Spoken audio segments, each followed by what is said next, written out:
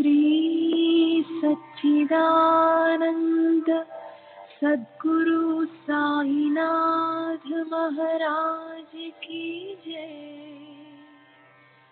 सद्गुरु श्री साईनाथुनि शरद बाबू जी की जय।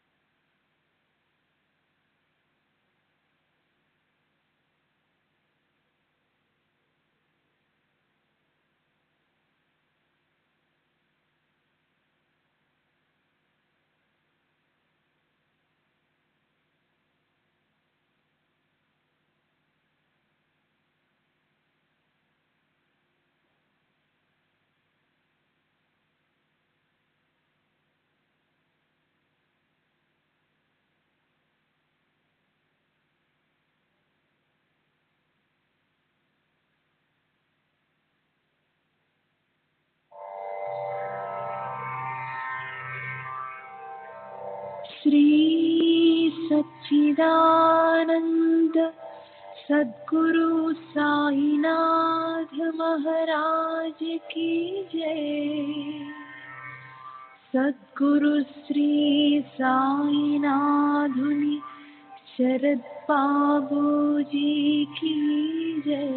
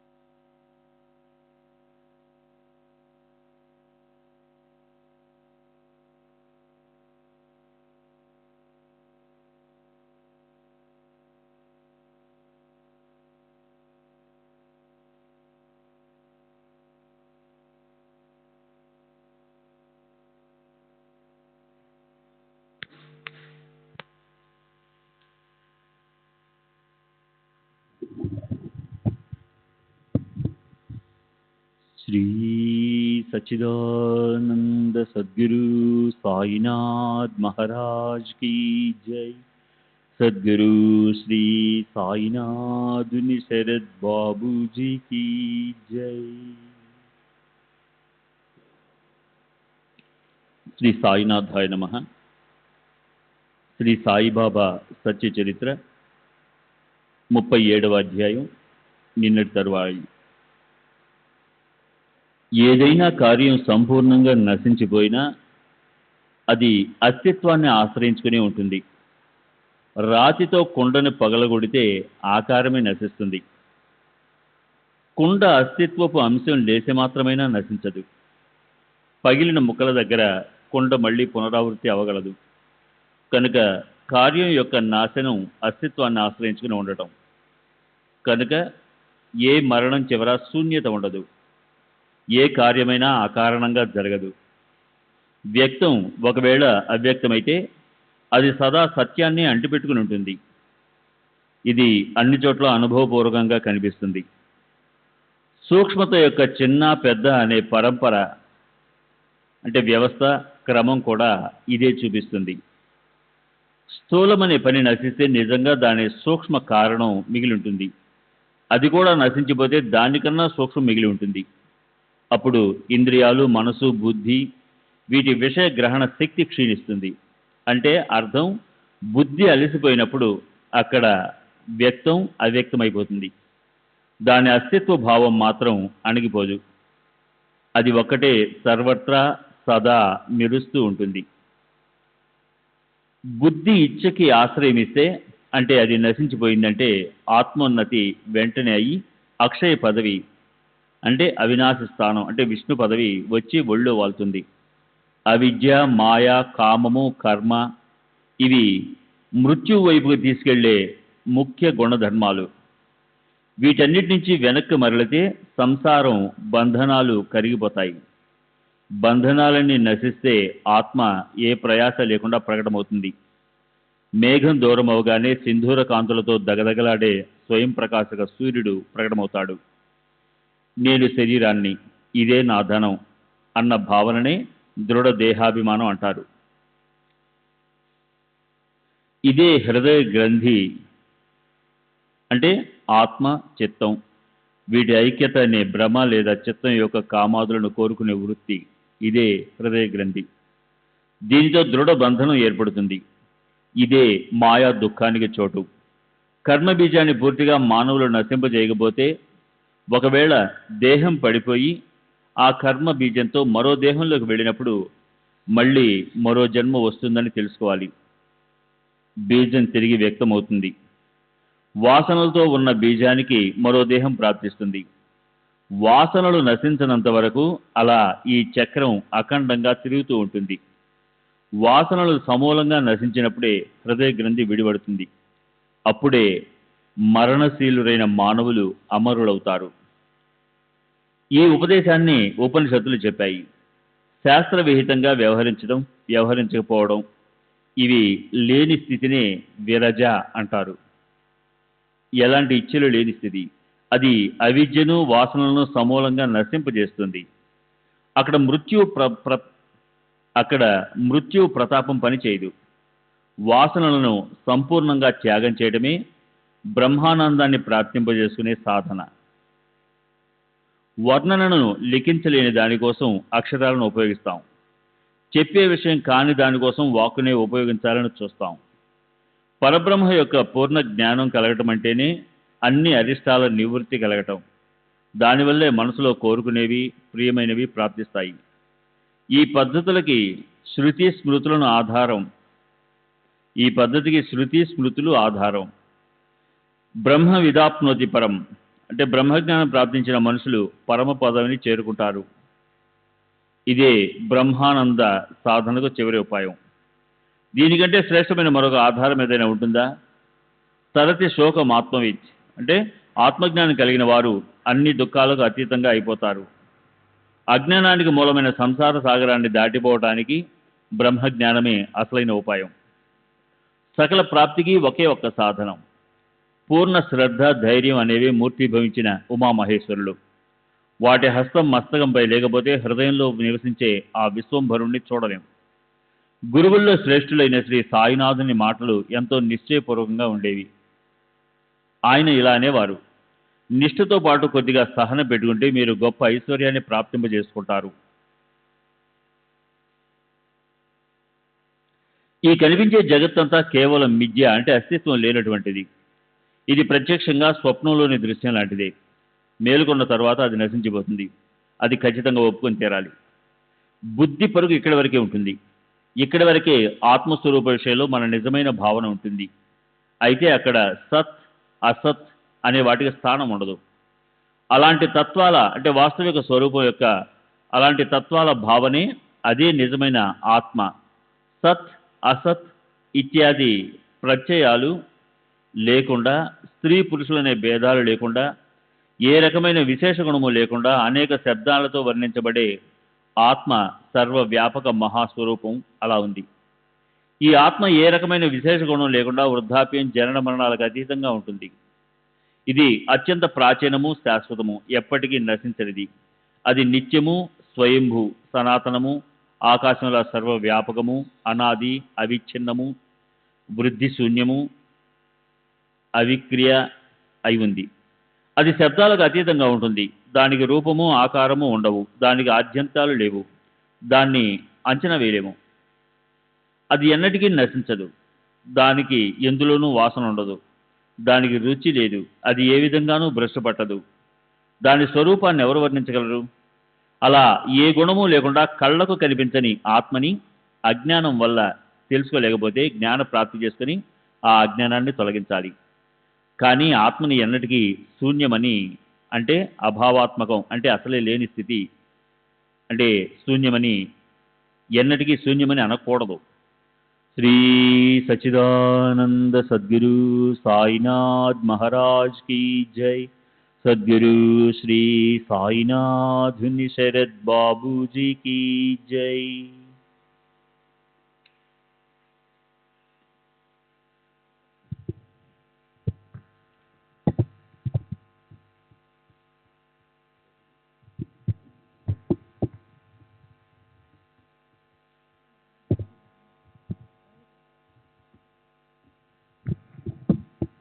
ఏమి ఈ సాయి, శ్రీ సాయి మహారాజు హంస స్థితి, ఏమి ఆయన వైభవము! చూస్తూ చూస్తూ ఉండగానే దాన్ని కాలం దోచుకుపోయింది. ఇక మీదట అది మనకి మళ్ళీ కనిపిస్తుందా? ధనము, పిల్లలు, భార్య, వీటి మోహంలో చిక్కుకున్న భక్తుల విషయం వదిలేద్దాం. వాళ్ళ విషయం ఏమంత గొప్పది. యోగులు, విరాగులు కూడా దర్శనానికి వచ్చేవారు. ఆయన చరణ కమలాలలో అనురక్తులై ఉండేవారు. కామ కర్మల బంధనాల నుంచి సంపూర్ణంగా ముక్తులై ఈశనాలన్నిటినీ త్యాగం చేసి దేహము, గృహము మొదలైన విషయాలలో ఉదాసీనంగా ఉండే అలాంటి భక్తులు ఈ జగత్తులో ధన్యులు. దృష్టికి సాయి ఏ విషయమైనా వారికి మరో వస్తువు కనిపిస్తుందా? కనిపించే వాటన్నిటిలో సాయి తప్ప ఖాళీ స్థలం వారికి కనిపించదు. నోటిలో శ్రీ సాయి నామము నర్తిస్తూ హృదయంలో ప్రత్యక్షంలో విచ్చి పరిమళించే పారిజాత ప్రసూనాలనే శ్రీ సాయి ప్రేమ పొంగి పొరలై వారికి సదా సుఖ సంతృప్తులు లభిస్తాయి. వారికి ఎప్పుడు శుభమే కలుగుతుంది. శ్రీ సాయి స్వయంగా వారిని సంరక్షిస్తారు. శ్రవణం విషయం కూడా అంతే. మాటల్లో కూడా సాయి తప్ప మరో మాట ఉండదు. నాసికలో సాయి సుగంధం నిండిపోయి ఉంటుంది. నాలుక అయితే అనురాగ అరవిందులను వెదజల్లే సాయి మధుర రసాన్నే కేవలం ఆస్వాదిస్తూ ఉంటుంది. ఏమి మమతల పరిమళాలను గుబాలించే ఈ సాయి దరహాస వదనం! సుఖాల్లోకెల్లా అది అతి శుద్ధ సుఖం. ఆ అదృష్టం ధన్యం. వారు ఆ శబ్దమనే అమృతాన్ని ప్రత్యక్షంగా సేవించారు. సాయిబాబా శుభాలకి నిలయం, సుఖశాంతులకి జన్మస్థానం. ఆయన హృదయాంగనం సదా జాగృతమై ఉంటుంది. ఆయన సత్యాల్లోని భేదాన్ని తెలుసుకోగలవారు. ప్రాపంచిక ఇచ్చల నుంచి, ఆకాంక్షల నుంచి నివృత్తి అయినవారు. పాలతో కడుపు నిండిపోయిన ఆవు దూడ తన తల్లి నుంచి దూరంగా పోదు. దాన్ని త్రాటితో పశువులను కట్టివేసే గుంజకి కట్టి పెడతారు. అలాగే ఈ మనసు సంసారంలోని విషయ భోగాలను అనుభవించి తృప్తి చెందినప్పటికీ మోహం నుంచి దూరం కాదు.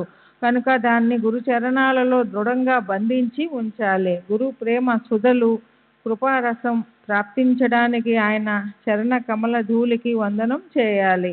ఆయన చేసిన శుభప్రదమైన ఉపదేశం పట్ల చక్కగా లక్ష్యం పెట్టాలి. అప్పుడు ఆయన ప్రేమ, కృప అనే అనుభవం మీకు అడుగడుగునా కలుగుతుంది. ఇంద్రియ సుఖాల్లో మనసారా రమించాలి. కానీ మనసులో మాత్రం సాయిబాబా పట్ల ప్రేమ జలపాతాలు దూకించాలి. అదే చివరికి ప్రాపంచికంలోనూ పారమార్థికంలోనూ రెండు చోట్ల పనికొస్తుంది. మంత్ర సిద్ధిని పొందిన మాంత్రికుడి కాటుక ఎదురుకాళ్లతో కాళ్ళు మొదట బయటికి వచ్చి జన్మించిన పుట్టిన వారికి భూమిలో పాతిపెట్టిన ధనాన్ని చూపించినట్లు గురు చరణ ధూళితో నిండిన కళ్ళకి ఆధ్యాత్మిక ఆది భౌతిక అంటే శాస్త్రీయ జ్ఞానం స్పష్టమవుతుంది. సిద్ధపురుషుల లక్షణాలు సాధకుల సాధనాలు అవుతాయి. అవి సంపాదించడానికి తెలివిగల వారు గొప్ప ప్రయత్నంతో అభ్యాసం చేయాలి. పాల కడుపులో నెయ్యి ఉంటుంది, కానీ దాన్ని తోడు పెట్టకపోతే మజ్జిగ ఉండదు, వెన్న కూడా ఉండదు. దానికి కూడా కొంత అవసరమైన ప్రక్రియ చేయవలసి ఉంటుంది. మజ్జిగ చిలకకపోతే వెన్న లభించదు. దాన్నైనా అగ్ని మీద కాచకపోతే రుచికరమైన నెయ్యి లభించదు. మొదట సంస్కార బలం కావాలి, తర్వాత పూర్వ అభ్యాసంతో లభించిన బుద్ధి కుశలత కావాలి. అభ్యాసం లేకుండా చిత్తశుద్ధి కలుగదు. చిత్తశుద్ధి లేకుండా ఆత్మజ్ఞాన ప్రాప్తి కష్టమవుతుంది. కనుక స్వరూప స్థితి చేతికి చిక్కనంత వరకు సాధకులు భగవద్భక్తిని వదలకూడదు. ఆత్మజ్ఞానం అనే మందిరాన్ని నిర్మించడానికి, 4 రకాల ముక్తులనే కలశాలు తలతలా మెరవడానికి, విరక్తి అనే పతాకం ఎగరడానికి భగవద్భక్తి అనే పునాది అవసరం.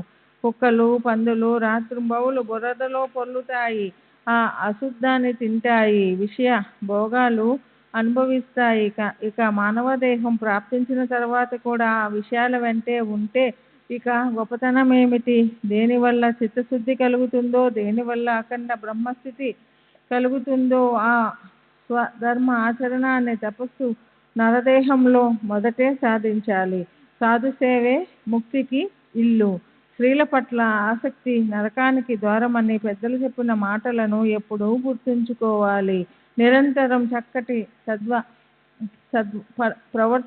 సత్ప్రవర్తనతో ఉంటూ శరీర పోషణకు అవసరమైతే అన్నం తింటూ ఇల్లు ఇల్లాలు కుటుంబము ఇత్యాది విషయాలలో ఏ విధమైన ఆశ ఆకాంక్ష లేనటువంటి అలాంటి భగవద్భక్తులు ధన్యులు.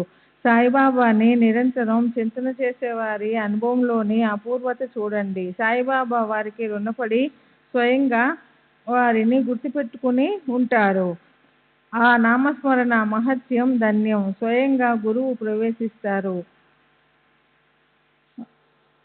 ఆ నామస్మరణ మహత్యం ధన్యం. స్వయంగా గురువు కూడా భక్తుల స్మరణ చేస్తారు. ధ్యానించేవారు ధ్యేయస్థితిలో ఎవరిని ధ్యానం చేయాలో ఆ అవస్థలోనే ప్రవేశిస్తారు. తమ పూర్వపు స్థితిని పూర్తిగా మర్చిపోతారు. తుమ్హి జానా తుమాచి కరణి మలాతర్ రాత్రిం దివస్ తుమ చీచ్ గోకని. మీ పనులు మీకు తెలుసు, నాకు మాత్రం రాత్రింబవళ్ళు మీ స్మరణే. అనురాగాల తల్లిని పూయించే బాబా ప్రేమపూరితమైన వాక్కు ఎందరికో గుర్తుండే ఉంటుంది. మాకు జ్ఞానం గురించిన విషయాలొద్దు, ఈ సాయిబాబా చరిత్రే చాలు. నెత్తి మీద ఎన్ని పాపాలు ఉన్నప్పటికీ ఇది కష్టం నుంచి మమ్మల్ని గట్టెక్కించగలది. ఒకవేళ పారాయణ చేయడం సాధ్యం కాకపోయినప్పటికీ అందులోని గురుభక్తి ఉన్న ప్రకారాలను శ్రోతలు నిత్యము నియమంగా శ్రవణం చేసి హృదయానికి ఆవరణాలుగా చేసుకోవాలి. అలంకారాలుగా చేసుకోవడం అంటే అమూల్యమైనవని తెలుసుకొని మనసులో దాచిపెట్టుకొని ప్రీతితో అనుసరించాలి. ఈ చరిత్రను రోజులో ఏ సమయంలో చదివినా సరే మన గురు మహారాజుతో సహా శ్రీహరి భక్తులను నిశ్చయంగా కలుస్తారు. ఈ గ్రంథాన్ని ప్రతిరోజు నియమంగా మధ్యలో అంతరాయం రానికుండా చదివే వారి ఇళ్లల్లో లక్ష్మి అఖండంగా ఉంటుంది. సప్తాహనం చేసేవారి దరిద్రం దూరమవుతుంది. ఇది నేను చెప్తున్నాననుకోకండి, ఎందుకంటే దానివల్ల మనసులో సంశయం ఉత్పన్నమవుతుంది. సాయిబాబానే నా నోటితో ఇదంతా చెప్పిస్తున్నారు కాబట్టి లాగి పీకి చేసే వ్యర్థమైన ఆలోచనలను వదిలేయండి. ఆయన సకల గుణాలకు నిధి. తమ భక్తులకు మోక్షాన్ని ప్రాప్తింపజేయగల ఆయన కథలు కలియుగంలోని సప్త పాపాలను హరించి వేస్తాయి. అలాంటి ఆ సాయిని గురించి ఇప్పుడు శ్రోతలు తనివి తీరా వినండి. అలాంటి మహాత్ముల కథ ప్రసూనాల ముందు స్వర్గంలోని సుఖం పాపం ఎంతటిది? రసభరితమైన ఈ చరిత్ర వర్ణనను వదిలేసి అటువైపు పొరపాటునైనా ఎవరు చూస్తారు? సుఖదుఖాలు మనసు వికారాలు మహాత్ముల సాంగత్యంలో సర్వము వికారరహితంగా అయిపోతుంది.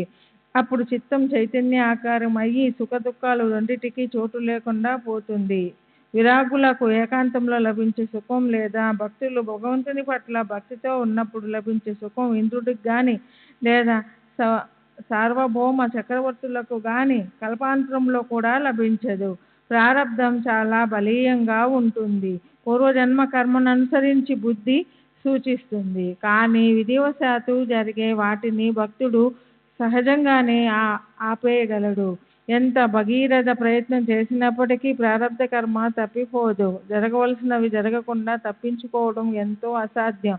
దుఃఖాలను కోరకపోయినా కూడా వస్తాయి, అలాగే సుఖాలు కూడా ఆలోచించకపోయినా వెంట పడతాయి. మహాత్ములకు మాత్రం ఈ దేహ ప్రారబ్ధాల గతి విధిని అనుసరించి దేహానికి అనుభవించవలసిన సుఖదుఖ భోగాల నడక మొదటే తెలిసి ఉంటుంది. సాయిబాబా నామం యొక్క అఖండ ఆవర్తనే మనకి నియమం, తపము, దానము. పదే పదే షిరిడీ వెళ్ళడమే మన తీర్థయాటన. ఆయనకి అనన్యంగా శరణు అనడం, సాయి సాయి అనే మంత్రాన్ని స్మరించడం, అనుష్ఠానం చేయడమే మన ధ్యానము. పునశ్చరణ నిష్కప్తంగా ప్రేమతో అనుసంధానాన్ని పెట్టుకొని ఆయన్ని పూజించి చూడండి.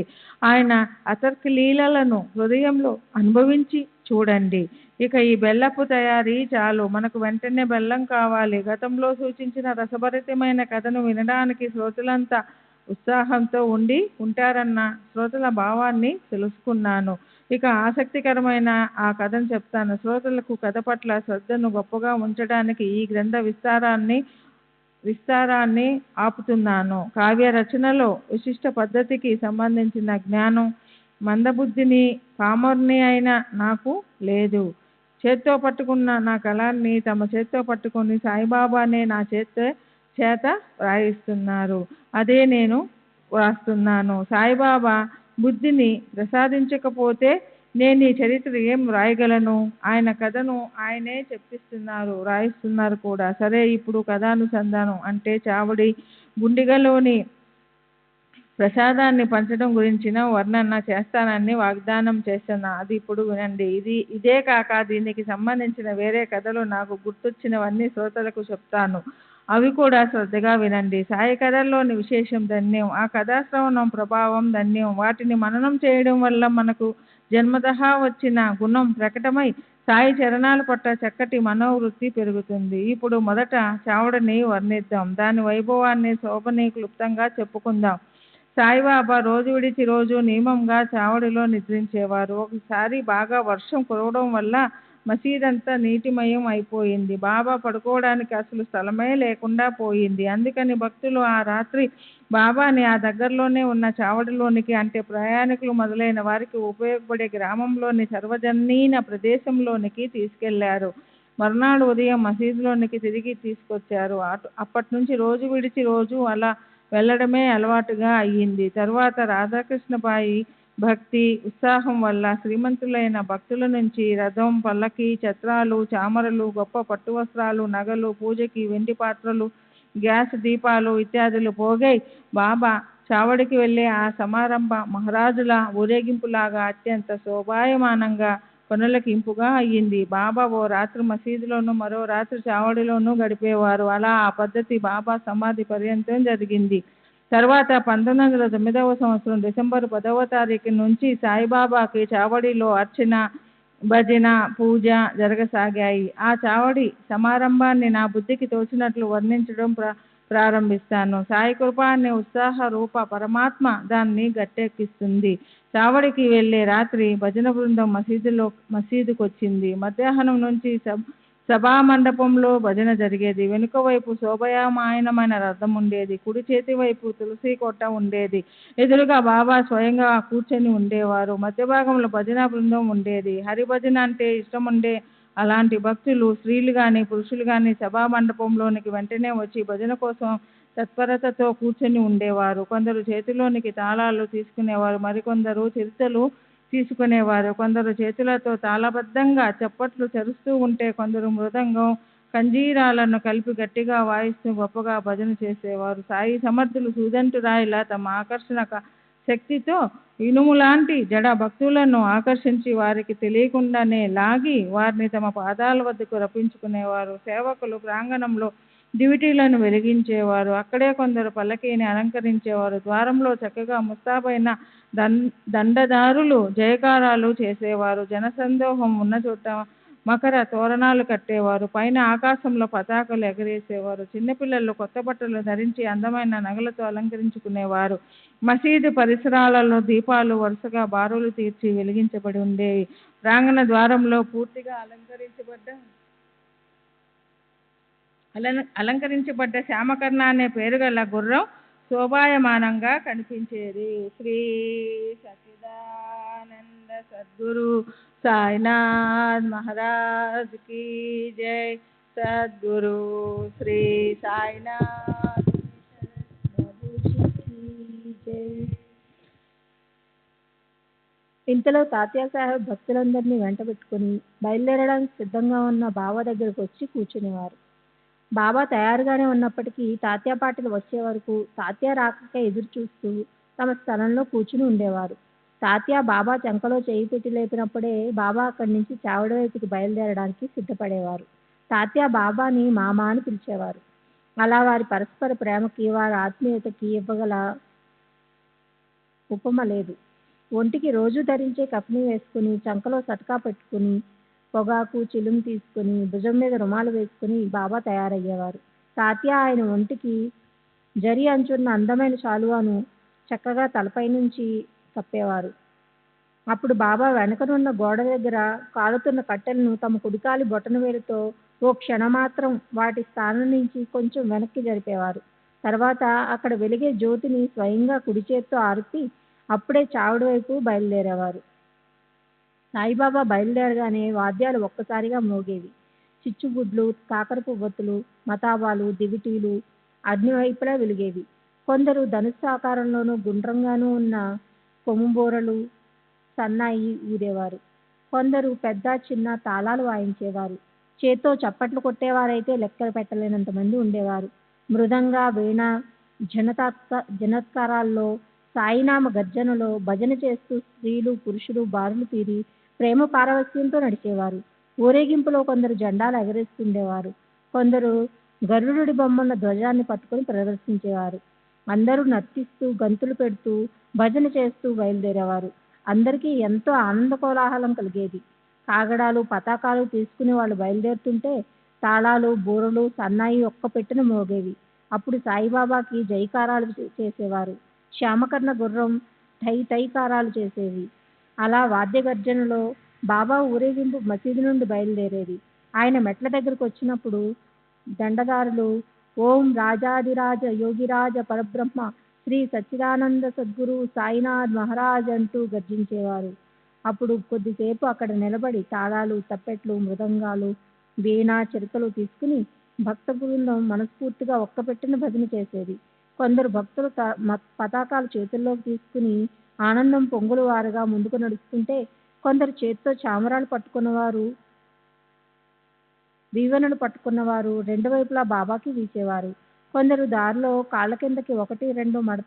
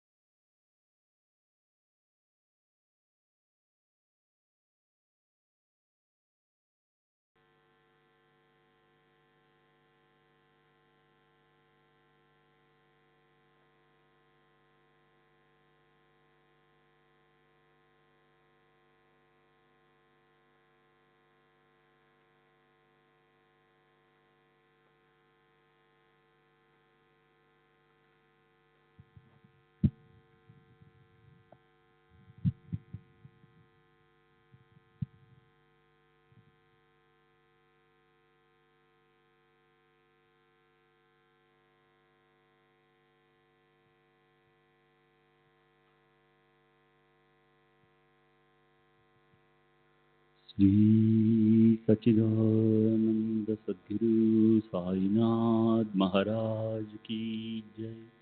सद्गुरु श्री साईनाथ धुनी शरद बाबू जी की जय।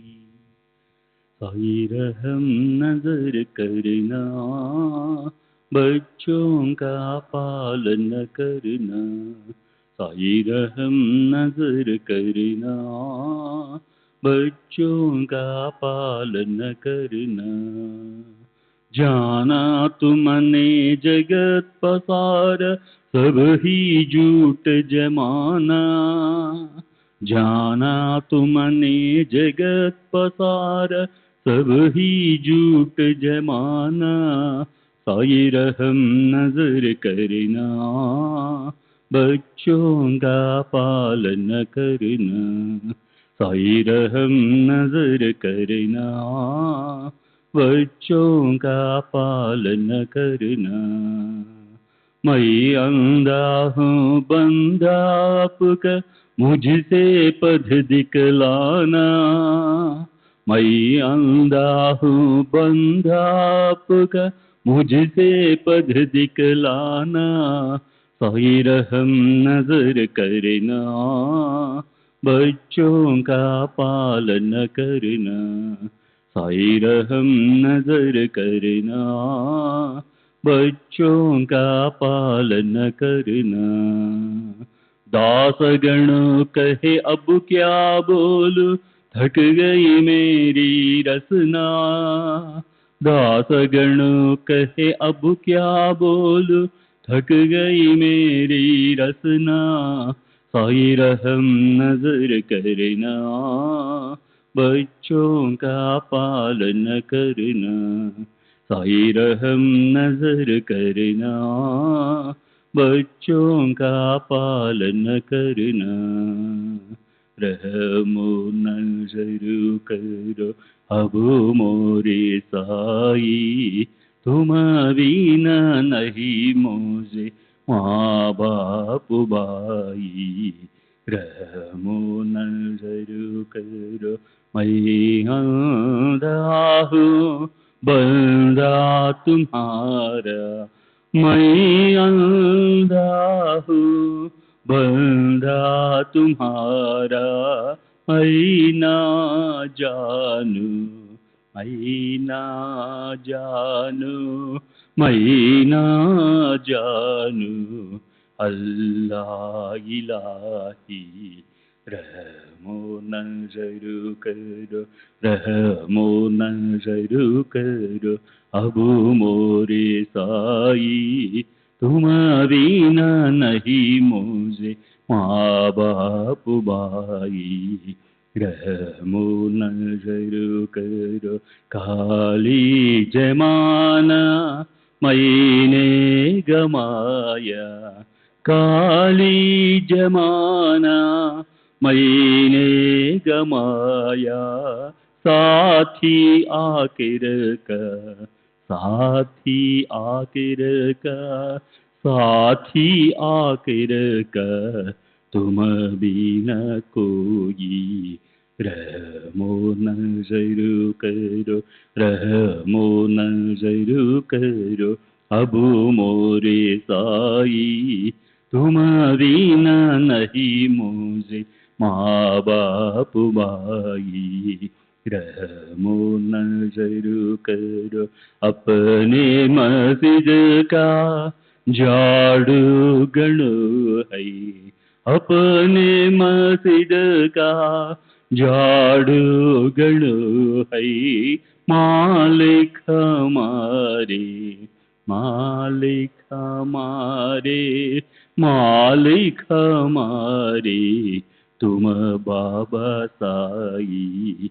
रहमो नजर करो, रहमो नजर करो अब मोरे साई। तुम बिना नहीं मुझे माँ बाप भाई। रहमो नजर करो। श्री सच्चिदानंद सद्गुरु साईनाथ महाराज की जय। सद्गुरु श्री साईनाथ शरद बाबू जी की जय।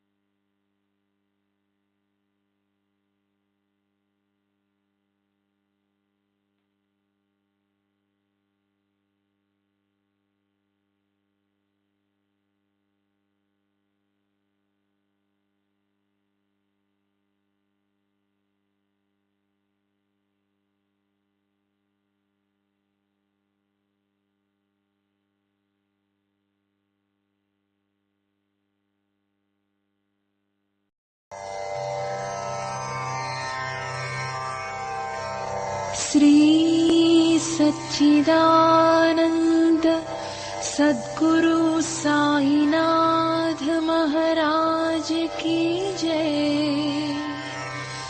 सद्गुरु श्री साईनाथुनि शरद बाबू जी की जय।